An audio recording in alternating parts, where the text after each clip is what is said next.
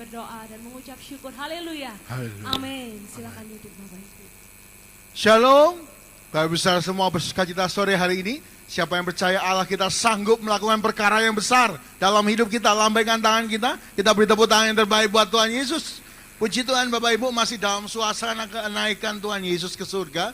Ya, karena begitu dahsyat Tuhan kita, bahkan Tuhan naik ke surga untuk menyediakan tempat bagi kita. Ya, hari ini saya rindu sekali membahas ketika Tuhan Yesus naik ke surga yang dikisahkan dalam Kisah Rasul 1, Tuhan memberikan dua janji. Ya, dua janji untuk kita semua yang akan kita segera terima. Nah, dua janji ini harus kita ingat dan kita persiapkan. Kita buka bersama-sama Kisah Rasul 1 ayat 6 sampai 11. Kisah Rasul 1 ayat 6 sampai 11, Bapak Ibu mari baca bergantian. Saya ayat 6, Bapak Ibu saya ayat 7, begitu seterusnya sampai ayat 11 kita baca bersama-sama. Kisah Rasul 1 ayat 6 sampai 11. 6. Maka bertanyalah mereka yang berkumpul di situ, Tuhan, maukah engkau pada masa ini memulihkan kerajaan bagi Israel? Maksudnya kerajaan yang jasmani Bapak Ibu ya. Tuhan kapan jadi raja? Murid-murid ngomong gitu, supaya kami jadi menteri. Ini secara kedagingannya ngomong seperti ini. Wah, Tuhan kapan jadi raja? Nanti saya jadi tangan kanannya gitu ya. Nah, ini bicara mengenai jasman, tapi Tuhan sedang membicarakan sesuatu yang ilahi. Kita lanjutkan baca. 7 Bapak Ibu. 1, 2, 3.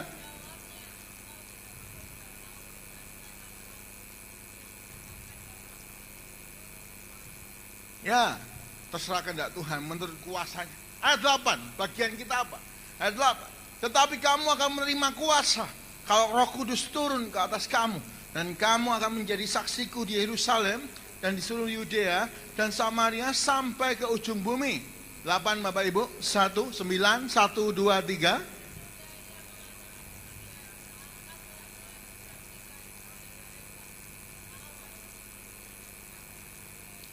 10. Ketika mereka sedang menatap ke langit, waktu ia naik itu, tiba-tiba berdirilah malaikat Tuhan.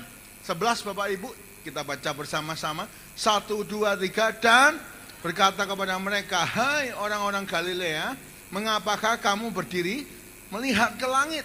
Yesus ini yang terangkat ke sorga, meninggalkan kamu, akan datang kembali dengan cara yang sama, seperti kamu melihat dia naik ke sorga. Amin. Bapak Ibu, yang pertama janjinya bagi kita, Tuhan Yesus itu yang sama dengan caranya naik, akan turun juga menjemput kita semua. Nah Bapak Ibu, Tuhan Yesus menjemput kita di mana Pak? Apa di Jakarta? Tuhan datang sebagai manusia, atau di Medan, atau di New York? Bukan. Tuhan jemput kita di awan-awan. Kalau Tuhan jemput kita di awan-awan, kita nggak bisa ada ikatan lagi. Jangan ada ikatan. Bila kita sanggup menyongsongnya di awan-awan. Bapak Ibu, sudahkah kita siap kalau Tuhan datang? Hari ini kalau Tuhan datang, sudahkah kita siap? Hal yang sangat menggerakkan saya. Saya menyiapkan beberapa materi khotbah ya Bapak Ibu. Tapi Tuhan gerakkan satu hal. Bapak Ibu, kalau saya baca sekarang ini di koran, sekarang lagi rame ya, Israel versus Palestina.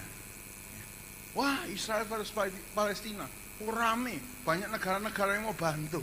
Bapak Ibu, saya beritahu ini menggenapi firman Tuhan. Ya, menggenapi firman Tuhan. Kenapa? Akhir zaman itu nanti Israel akan menguasai Yerusalem.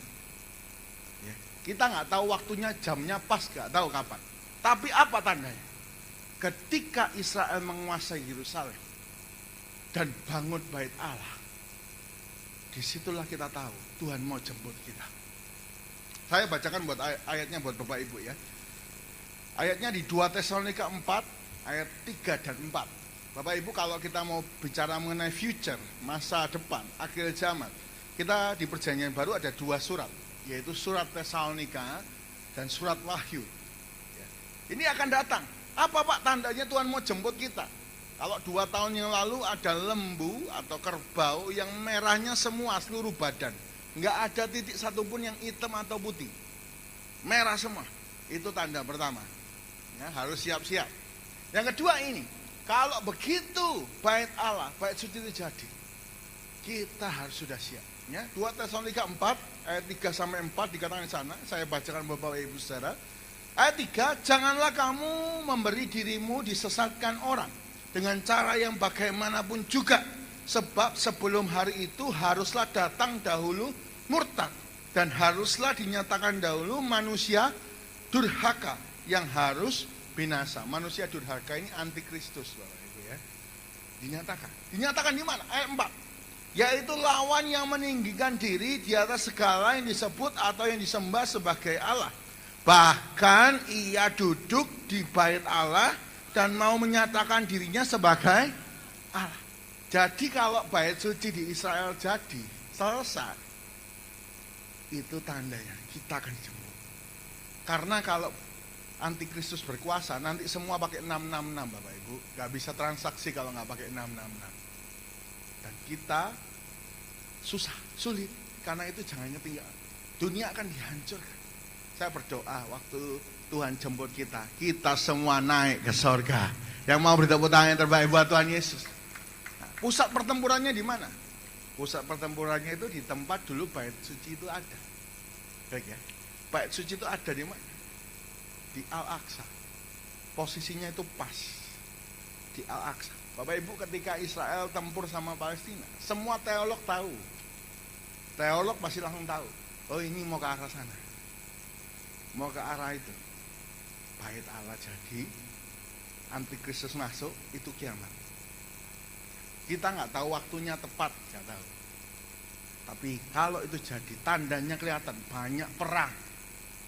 Kita harus sudah siap. Bapak Ibu, saya mau bangunkan rohani Bapak Ibu. Ya, saya didorong sekali untuk mengucapkan ini. Banyak kita sedang mikirkan perkara dunia terus. Perkara masalah ekonomi kita, masalah keluarga kita. Kita lupa bahwa sebuah tujuan atau waktu ini sedang mengarahkan kita kemana? Kita akan dijemput.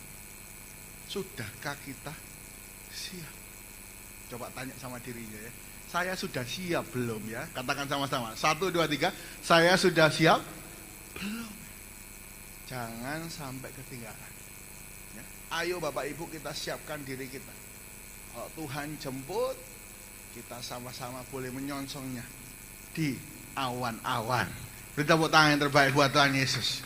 Nah Bapak Ibu, hari ini saya juga ingin bicara mengenai 5 gadis bodoh, 5 gadis bijaksana. Nah dulu saya pikir, lah ini kan banyak ya, 5 banding 5. Bapak Ibu, kalau 5 tambah 5 berapa Bapak Ibu? 10. Berarti berapa persen yang nggak akan masuk ke dalam pesta nikah anak domba? 50%. Saya takut ini.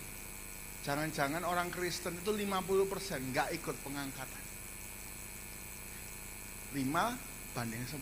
Bukan 1 banding 10 loh Bapak Ibu. Bukan cuma 10%. 50% bisa nggak ikut pengangkatan. Kenapa? Karena tidak punya minyak dalam buli-buli, reserve. Pelitanya padam. Saya dulu Bapak Ibu nggak mikir, ada masa sih orang Kristen nggak punya reserve firman. Saya dulu sebelum corona setiap hari di gereja Bapak Ibu. Selasa ada PA, ya. Rabu ada youth di sebelah. Di Babatan ada kaum ibu.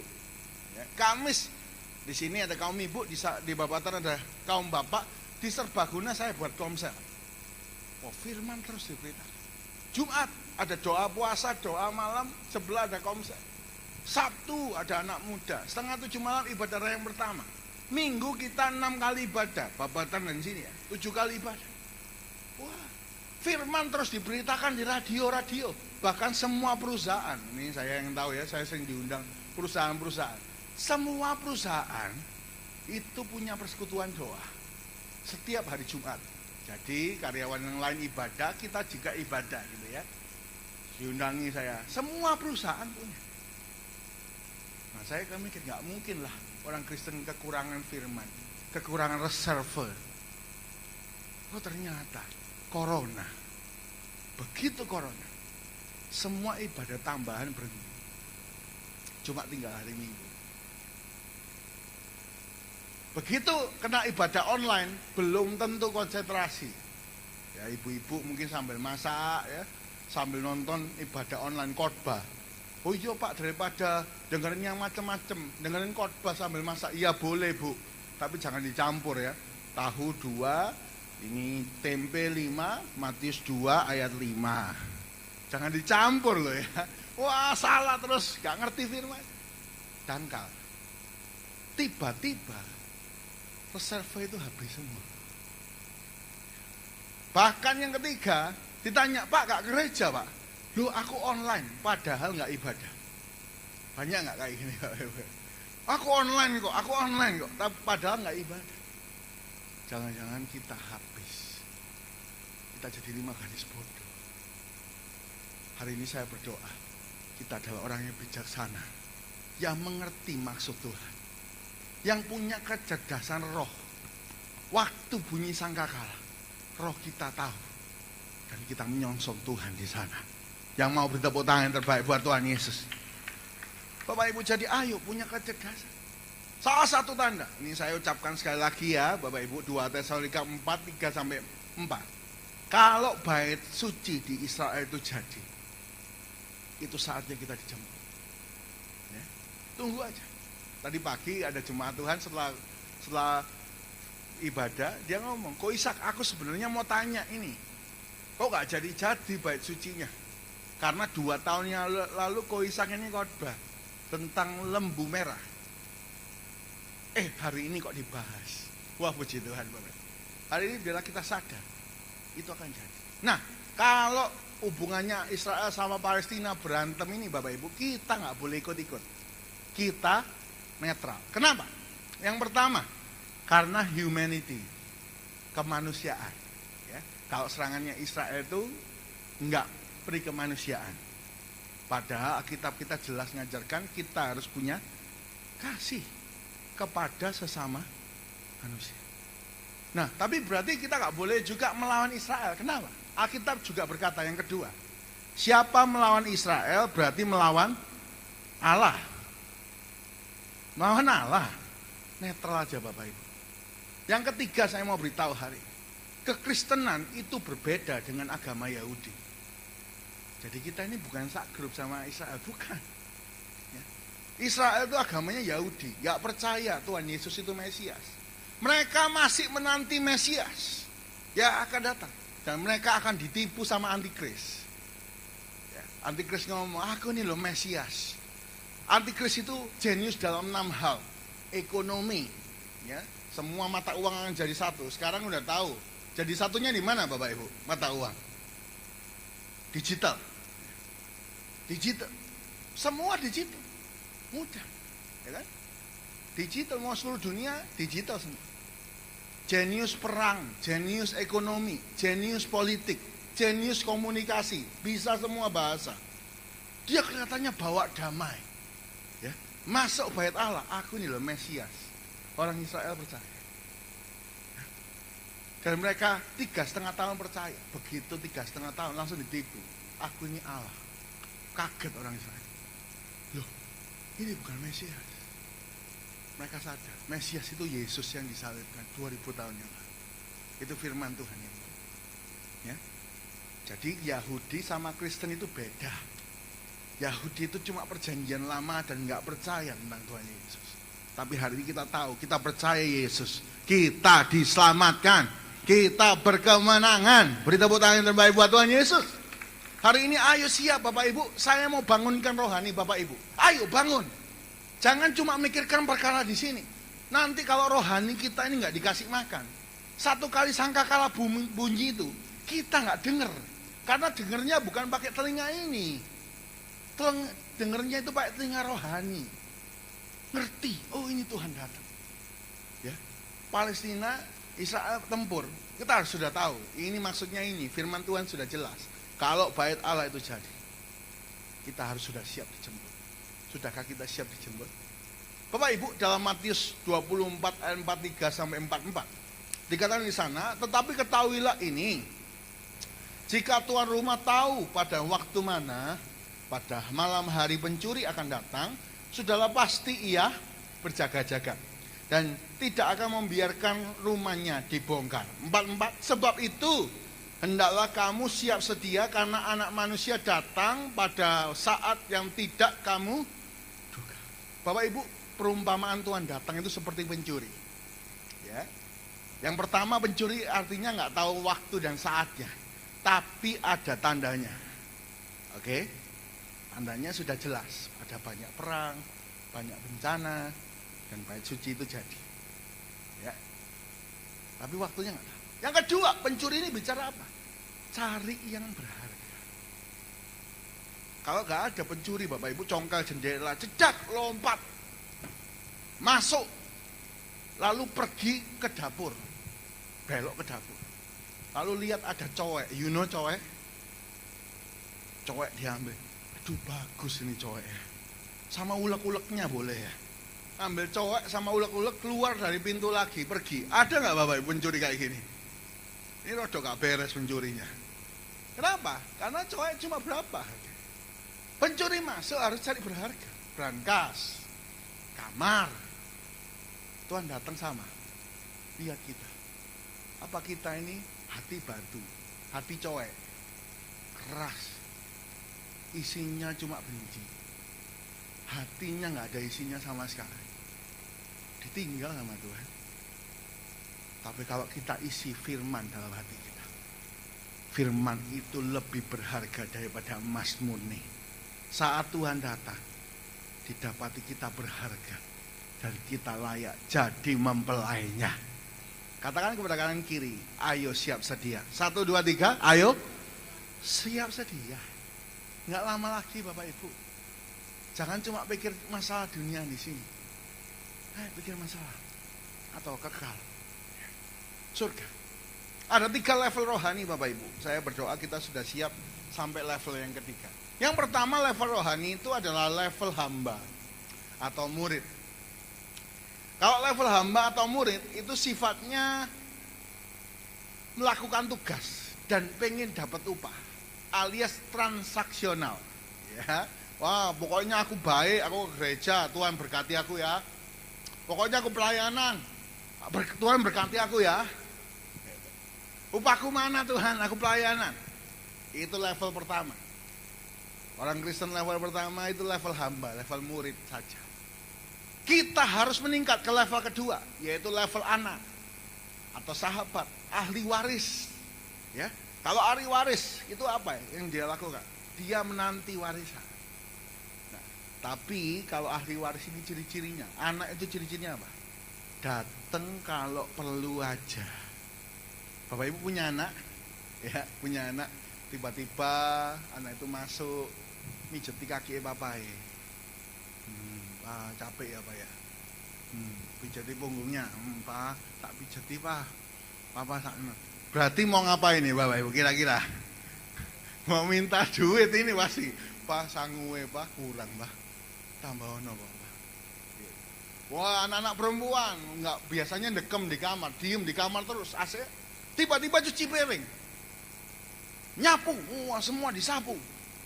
Mamanya langsung tahu ini ada apa-apa nih pasti ya. Lalu ngomong sama ya, Mah, aku kemarin ke mall ke GM Mah, ada tas apik Mah, ciamik Mah tas itu Mah. Iya harganya segini sih Mah, tapi itu berkualitas Mah. Aku pengen Mah, ayolah Mah gitu ya. Dateng kalau perlu, begitu dapat ngapain Bapak Ibu? Hilang, ya hilang. Wih, nggak ada pijet-pijetan, nggak ada nyapu, nggak ada kora-kora, wih hilang semua. Itu anak. Banyak orang Kristen sampai di sini. Kalau ada masalah, cari Tuhan. Tuhan, ayolah Tuhan tolongan aku. Begitu happy, begitu nggak ada masalah, lali, lupa sama Tuhan. Ini Kristen anak-anak, ya. Kristen level 2 anak, ya. Jadi hamba transaksional, aku ini sudah baik, mana upahku? Yang kedua, level kedua adalah level anak, ahli waris. Datang cuma kalau perlu. Ayo kita meningkat yang ketiga. Kita harus naik ke level mempelai. Kalau mempelai itu bukan ngejar berkatnya, tapi ngejar pribadinya. Kalau mempelai itu bukan ngejar uangnya, Bapak, tapi ngejar orangnya. Aku mau sama orang ini. Aku cari Tuhan. Bapak Ibu, kalau kita level hamba masuk surga, agak bingung ya. Wah, upahnya ya cuma surga itu, tapi kita nggak cinta pribadinya, susah. Anak susah juga kalau nggak cinta pribadi. Tapi kita kalau mempelai, waktu kita jemput, itu hari yang paling bahagia. Di surga itu bahagia, karena apa? Kita mencintai pribadinya. Ya. Bapak Ibu, saya berdoa waktu Tuhan datang, kita ini levelnya level mempelai, bukan level hamba saja, atau level anak saja, datang kalau perlu. Tapi ayo kita level mempelai, tahu isi hatinya Tuhan. Tuhan ini maunya apa? Tuhan itu pengen hidupku ya apa? Tuhan itu gak suka apa? Mungkin hati yang kotor, mungkin kita gak bisa hari ini melepaskan ikatan-ikatan. Ayo lepaskan. Waktu kita menyongsong Tuhan, pastikan gak ada beban yang merintangi kita. Dosa-dosa, buang semua. Ayo buang semua sakit hati. Kalau hari ini ada sakit hati Bapak Ibu ya, jangan isi hatimu dengan yang murah, coek, gulak-gulak. Isi dengan firman. Lakukan kan? Maka hidup kita diangkat dan dimuliakan. Waktu bait Allah itu jadi, kita menyongsong Tuhan di awan-awan. Kalau bunyi sangkakala, kalau bunyi sangkakala, kalau bunyi sangkakala, kalau bunyi sangkakala ku ada. Sekali lagi Bapak Ibu, kalau bunyi sangkakala, kalau bunyi sangkakala, kalau bunyi sangkakala, kalau bunyi sangkakala ku ada. Beri tepuk tangan terbaik buat Tuhan Yesus. Saya berdoa gereja ini kosong, ya, jangan ada yang ketinggalan. Gereja ini kosong, kita ketemunya di awan-awan. Ketemunya itu di sorga, ya. Bukan cuma di sini. Tapi kalau Tuhan jemput, kita semua menyongsong Tuhan. Bunyi sangkakala nggak bisa didengar sama kuping jasmani yang berdosa. Bunyi sangkakala itu bisa didengar dengan kuping, telinga rohani. Kita harus mengerti apa maunya mempelai kita. Mengerti, ya. Itu yang pertama. Tuhan janji datang kembali. Yang kedua, janji yang kedua, waktu Tuhan naik ke sorga itu apa? Ya. Yang kedua, Tuhan akan memberikan Roh Kudus-Nya. Ya. Kisah Rasul 1 ayat 8. Kisah Rasul 1 ayat 8 saya bacakan buat Bapak Ibu. Roh Kudus ini istimewa ya. Engkau akan punya kuasa kalau punya Roh Kudus. Tuhan sampai ngomong sama murid-muridnya, jangan tinggalkan Yerusalem sebelum kamu punya kuasa. Kalau murid-murid tanpa kuasa berarti dia orang biasa. Dia orang biasa. Tuhan ngomong, pesen baik-baik. Kalau kamu belum terima kuasa, jangan pergi. Banyak orang Kristen ditipu, wes biasa-biasa aja. Jadi orang biasa. Kenapa hidup kita nggak punya kuasa? Karena kita nggak punya Roh Kudus. Pakai kekuatan manusia, sama semua. Tapi begitu Roh Kudus ada dalam hidup kita, you got the power. Engkau punya kuasa. Orang benar itu punya kuasa. Tangkap firman ini hari ini ya. Kita baca ya. Kisah Rasul 1 ayat 8 dikatakan di sini, tetapi kamu akan menerima kuasa kalau Roh Kudus turun ke atas kamu, dan kamu akan menjadi saksiku di Yerusalem dan di seluruh Yudea dan Samaria dan sampai ke ujung bumi. Kita akan terima kuasa. Kedua, Roh Kudus itu turun. Janji Tuhan, Roh Kudus akan turun dalam hidup kita. Setiap orang percaya. Ketika itu turun, kita akan menerima kuasa. Bapak Ibu, kata kuasa dalam bahasa Yunani menggunakan kata dunamis. Boleh catat ya. Dunamis. Akar katanya sama dengan dinamit, gitu ya. Artinya apa? Orang kalau penuh Roh Kudus punya ledakan-ledakan. Breakthrough. Dinamit itu untuk ngebom-bom jalan baru, hal-hal baru, ledakan, lonjakan. Itu dinamit kan. Kalau orang punya Roh Kudus, dia akan mengalami jalan-jalan yang baru. Punya breakthrough dalam hidupnya. Punya lihat kuasa ini jalan buntu. Tapi kalau sama Roh Kudus ini dibukakan. Punya jalan yang baru. Dunamis, artinya kuasa. Yang kedua, mujizat. Kalau orang itu disertai Roh Kudus, dia akan menikmati mujizat. Ternyata yang punya mujizat bukan cuma pendeta, Bapak Ibu. Tuhan ngomong ini sama kita semua loh. Dan dengan firman yang jelas, orang benar bila yakin berdoa sangat besar, bukan besar loh ya, sangat besar, so powerful. Engkau kalau berdoa engkau sungguh-sungguh, engkau punya kuasa, mujizat terjadi di hidupmu. Kenapa iblis membohongi kita? Dunia, wis gak usah doa-doa lah. Karena doa orang benar itu besar kuasanya. Kalau kita gak punya orang benar, kita berdosa, kita gak punya kuasa. Jadi biasa-biasa. Ya. Jadi semua kita sesungguhnya punya kuasa. Bapak Ibu, beberapa waktu yang lalu saya pulang ibadah jam 4 ya. Lalu saya ada anak muda itu, saya tanya, nih mama mana kok gak ikut ibadah? Oh ada di mobil kok. Loh apa oh? Mama pendarahan, 7 hari lebih pendarahan. Bapak Ibu kalau pendarahan itu lemes ya. Lemes. Oh saya ngomong, oke nih antarkan Koko ke mobil ya. Koko mau doa. Saya arahkan ke mobil, lalu saya ketok pelan-pelan supaya gak kaget. Itu dibukakan pintu ya. Saya ngomong, Ai kenapa Ai? Udah pucet mukanya loh. Pendarahan terus, pucet muka. Iya Ai pendarahannya. Oh iya Ai ayo doa ayo.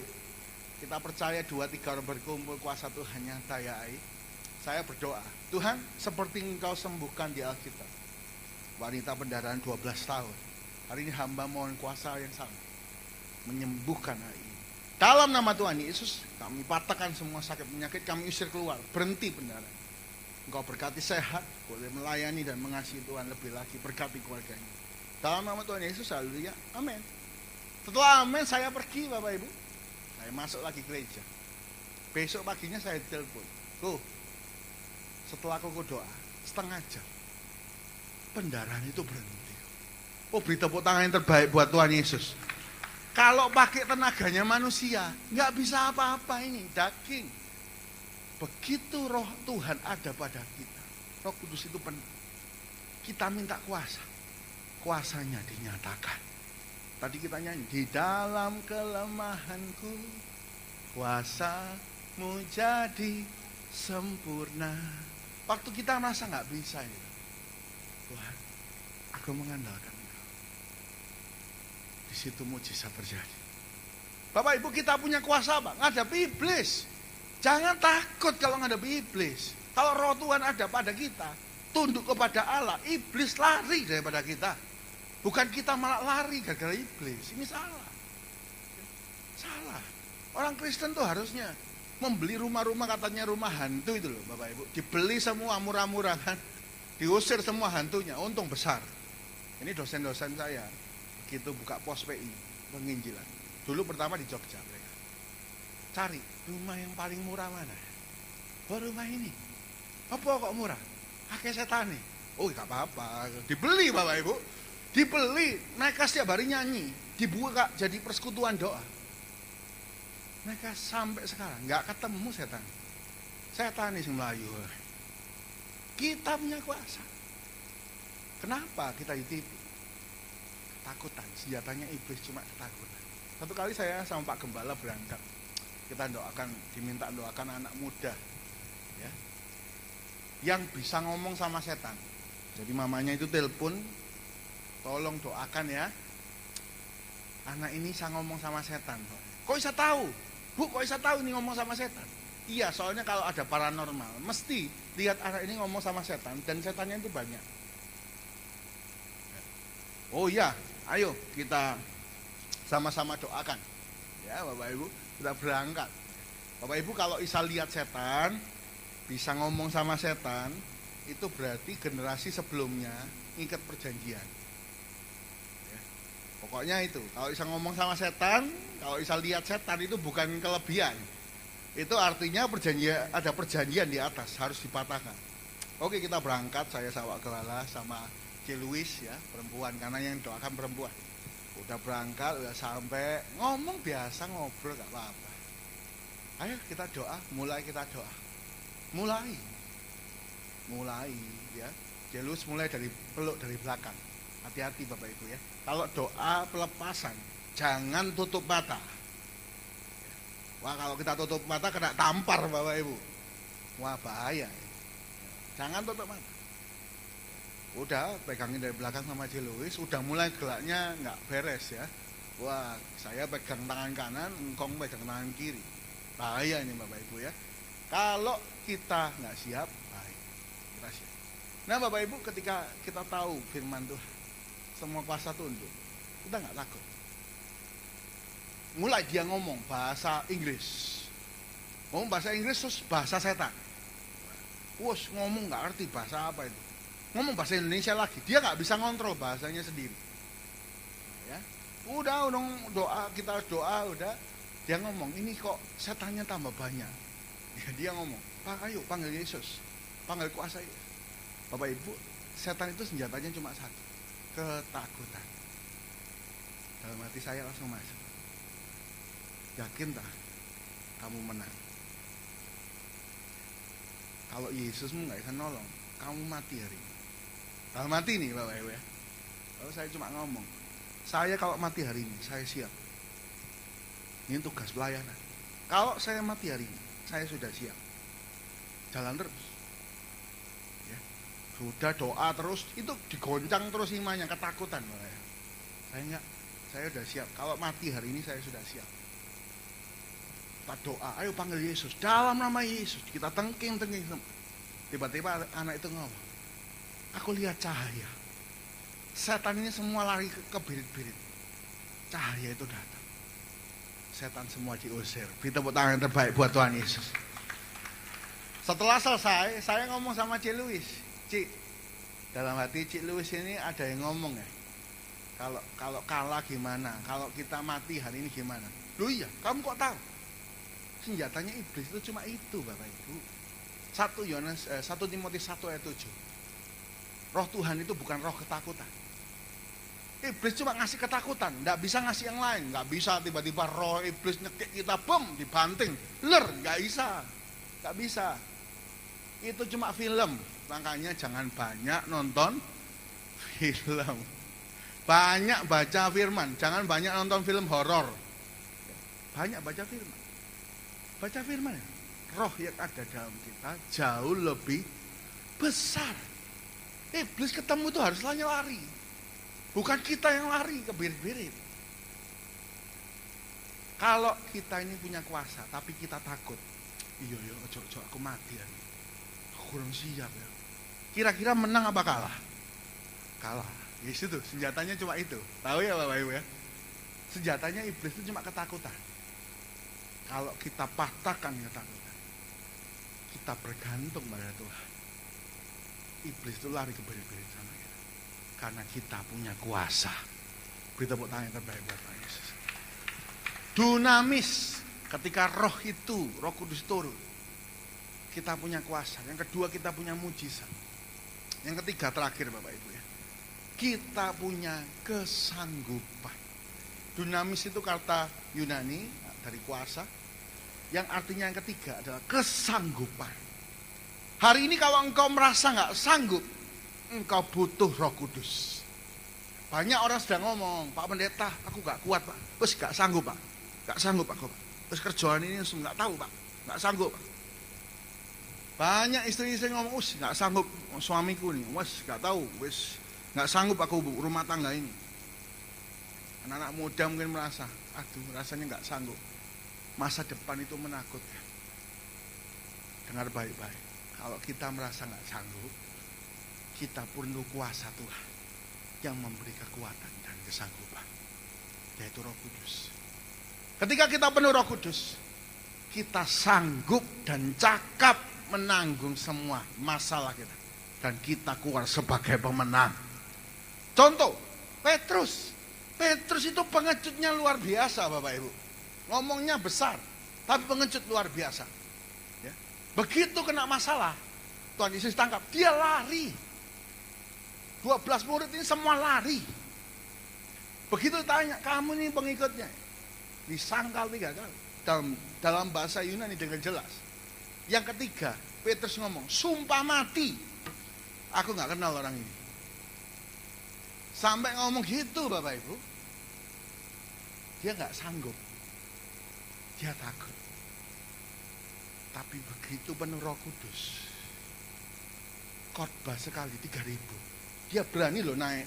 Kan semua orang tahu berarti. Ini loh pendeta. Dia naik khotbah 3.000. Khotbah kedua 5.000. Bahkan ketika dia mau disalib, dia nggak lari lagi. Dia ngomong, ayo salib benar nggak apa-apa. Tapi jangan lurus. Balikin salibku. Aku nggak layak lurus sama kayak Tuhan. Maka dia disalib terbalik. Loh kenapa kok Petrus bisa sanggup? Kalau manusianya dia pengecut. Tapi kalau sama Roh Kudus, dia sanggup menjalani semua dan menyelesaikan semua bersama dengan Tuhan. Beri tepuk tangan yang terbaik buat Tuhan Yesus.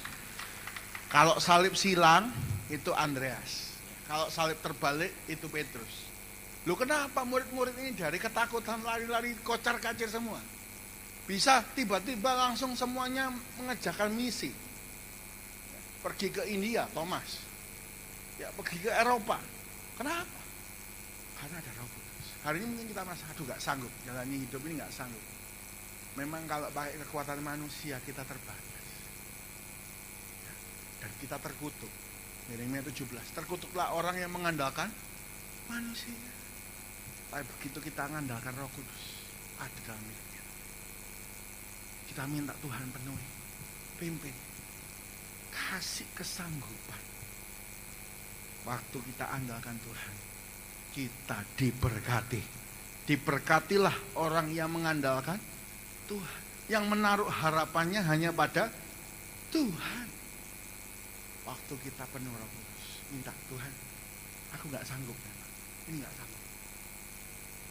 Aku butuh Roh Kudus. Sertai ya.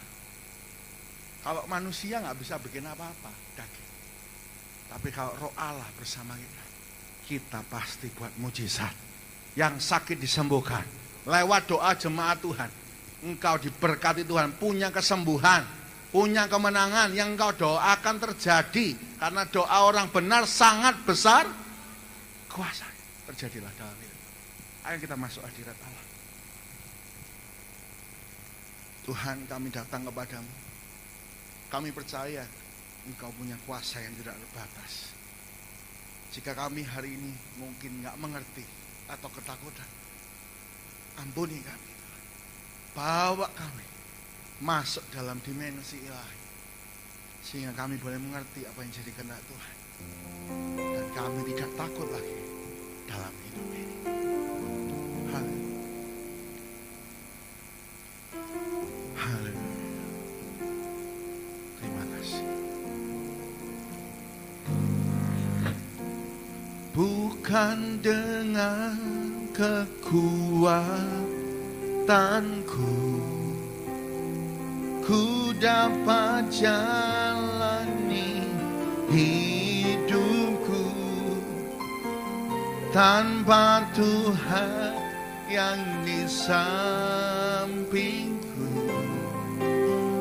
Ku tak mampu sendiri. Oh,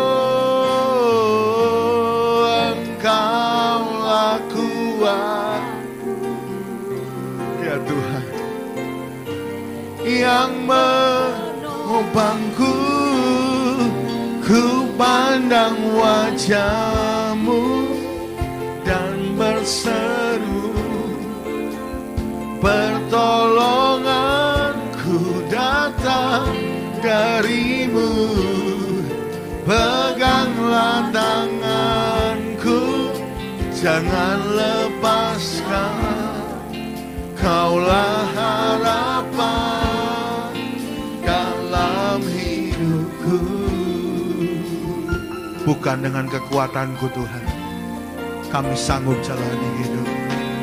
Bukan dengan kekuatanku ku dapat jalani hidupku tanpa Tuhan yang di sampingku. Ku tak mampu sendiri. Oh, lah kuat Engkau yang menopang kami Tuhan, yang menopangku.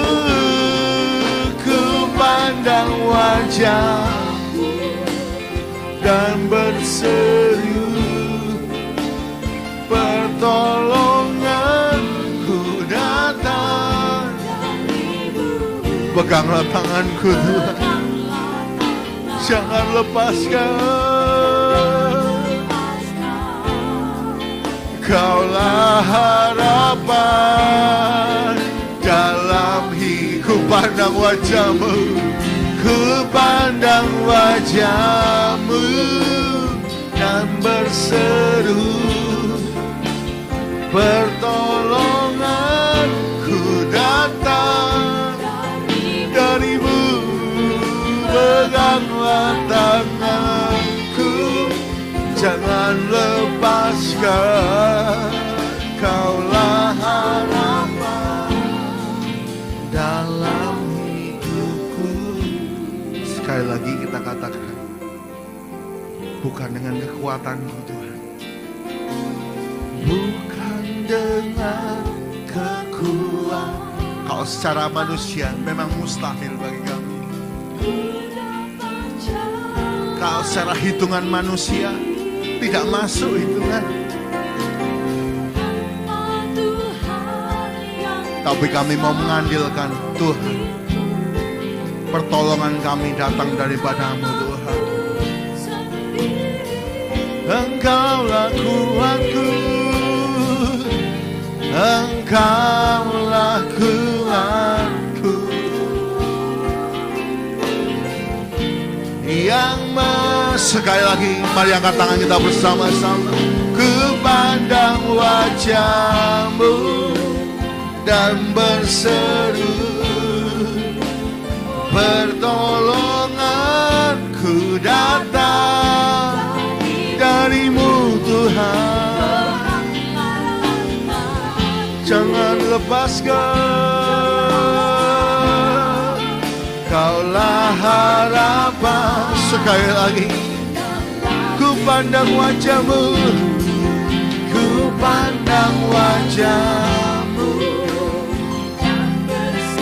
Haleluya. Ku datang, peganglah tanganku.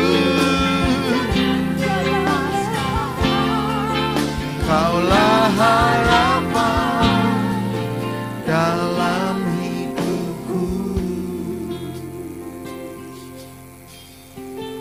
Bagi kita yang merasa gak sanggup, mari angkat kedua tangan kita. Mari pejamkan mata kita semua. Kita akui hari ini, Tuhan, kalau pakai kekuatan gue gak sanggup. Saat kami mengangkat tangan, kiranya Engkau turun tangan menolong kami.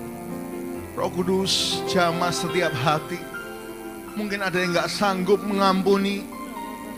Dalam nama Tuhan Yesus, kami dipenuhi Roh Kudus. Kami diberikan kuasa untuk mengampuni.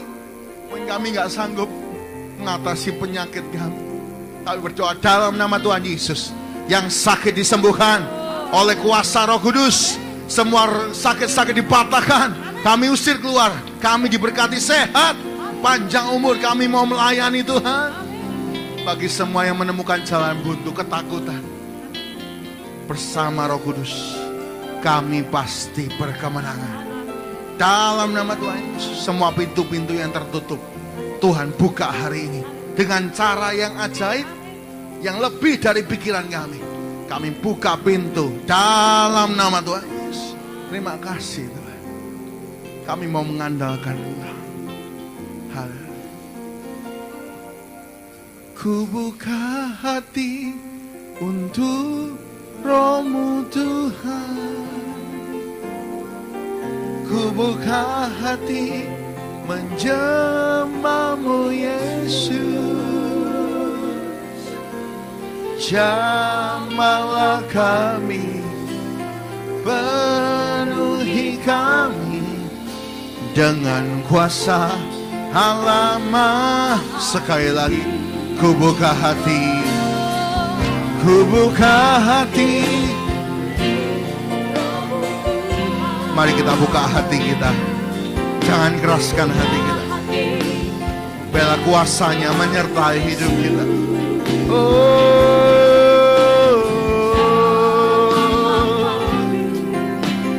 Penuhi kami dengan kuasa Allah Maha Tinggi. Dengan kuasa Allah Maha Tinggi. Katakan dengan kuasa Allah Maha Tinggi. Dengan kuasa Allah Maha Tinggi. Kami percaya hari ini Tuhan, bersama Roh Kudus-Mu kami pasti berkemenangan. Terima kasih Tuhan, hamba-Mu berhenti bicara, Roh Kudus terjemahkan semua kebenaran. Dan biarlah kami diberikan kesanggupan untuk kami mengandalkan Engkau Tuhan, dan mempersiapkan diri kami saat bunyi sangkakala. Kami sudah siap Tuhan. Terima kasih. Saat ini kami akan memberikan persembahan. Berikan kami hati yang cinta memberi kepadamu. Di dalam nama Tuhan Yesus. Haleluya. Amin. Puji Tuhan. Saat ini kita akan memberikan persembahan. Kita berikan dengan sukacita. Kita nyanyi denganmu Tuhan. Kita akan berjalan dari kemuliaan sampai kemuliaan. Yes.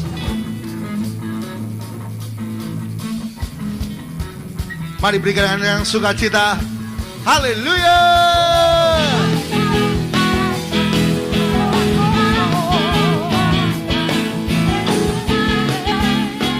Sama-sama. Tak pernah ku ragu. Tak pernah ku ragu akan kesetiaanmu. Kau pegang hidupku sepenuh jiwaku, ku yakin dan percaya. Kau tuntun langkahku, Yesus. Yesus kaulah Raja dalam hidup, berkuasa berjaya untuk selamanya. Hanya Kau Tuhan, sumber kekuatan, kuasa-Mu tercurah bagiku senantiasa. Denganmu Tuhan berjalan, yeah. Dari kemuliaan hanya Kau Tuhan, hanya Kau Tuhan. Mari sama-sama kita boleh berdiri baru saudara. Kita nyanyi dengan sukacita. Dialah sumber kekuatan kita. Hey, senantiasa denganmu Tuhan, ku kan berjalan dari kemuliaan sampai kemuliaan selamanya. Katakan selamanya, selamanya. Sekali lagi katakan bersama, selamanya. Kau bersama kuasa Tuhan, selamanya kita berjalan dari kemuliaan sampai kemuliaan. Ayo kita semua mengandalkan Tuhan ya Bapak Ibu. Hari ini waktunya 10 hari pencurahan Roh Kudus ya. Minggu depan kita Pentakosta. Ayo banyak nyanyi muji Tuhan. Ya, di rumah setelah lagu rohani minta kuasa Roh Kudus penuhi. Kalau pakai kekuatan manusia, kita nggak akan pernah sanggup. Hidup ini berat. Tapi kalau pakai kuasa Allah ilahi dengan Tuhan, kita pasti sanggup dan berkemenangan. Amin. Mari semua jemaat Tuhan, kita pakai kuasa dari Tuhan. Mari kita berdoa. Tuhan Yesus, terima kasih hamba-Mu berhenti bicara. Biarlah Roh Kudus terjemahkan semua kebenaran. Dan lewat ibadah sore hari ini, yang terikat dilepaskan dalam nama Tuhan Yesus. Yang kami Tuhan sakit disembuhkan. Dan kami semua boleh Tuhan mengandalkan kuasa Tuhan. Yang lemah, yang merasa gak sanggup, Tuhan berikan kekuatan, kesanggupan. Dan kami menang bersama dengan Tuhan. Ajar kami mengandalkan Engkau Roh Kudus. Dan kami semua boleh mempersiapkan diri kami. Satu kali Tuhan menjemput kami di awan-awan, kami siap menyongsong Tuhan. Dan kami boleh bersuka cita selama-lamanya. Berdoa Tuhan untuk bangsa kami Indonesia. Tuhan berkati bangsa Indonesia menjadi bangsa yang besar. Berkati pemimpin pusat sampai daerah. Berikan hikmat kebijaksanaan. Tuhan jauhkan dari segala macam bencana alam. Berikan keamanan khususnya kota Surabaya. Kami berdoa untuk Bapak Ibu Gembala, Tuhan berkati panjang umur, sehat, diurapi, diberikan hikmat terus untuk boleh menggembalakan setiap kami. Seluruh jemaat Tuhan yang berulang tahun seminggu ini, Tuhan memberkati, sehat, panjang umur, dewasa rohani, semakin mengenal dan mengasihi Tuhan. Berdoa untuk seluruh jemaat yang belum bisa hadir, Tuhan, yang sakit Tuhan sembuhkan, yang susah Tuhan hiburkan, yang mengalami kemunduran Tuhan tarik kembali. Kami boleh beribadah bersama-sama minggu depan, bersama-sama memuliakan Tuhan dan menikmati, merayakan Pes Pentakosta. Terima kasih Tuhan. Kami bersyukur saatnya kami akan pulang. Kami mohon berkat dan penyertaan Tuhan. Mari angkat kedua tangan kita. Dengan keyakinan dan percaya, kita pulang membawa berkat Tuhan. Sucikan hamba-Mu untuk menyalurkan berkat-Mu Tuhan. Kiranya turun berkat, rahmat, anugerah, damai, sejahtera, sukacita, puas bahagia dalam hidup setiap kita. Penyertaan Tuhan yang sempurna, janji kemenangan, hikmat yang dari Tuhan untuk melakukan kebenaran firman Tuhan. Dan apa saja yang kita kerjakan, Tuhan buat berhasil untuk kemuliaan namanya. Terimalah berkat ini dari Allah Bapa, Putra yang Tuhan Yesus Kristus, dan Roh Kudus. Dalam nama Tuhan Yesus, haleluya, amin. Bapa, terima kasih. Bapa, terima kasih.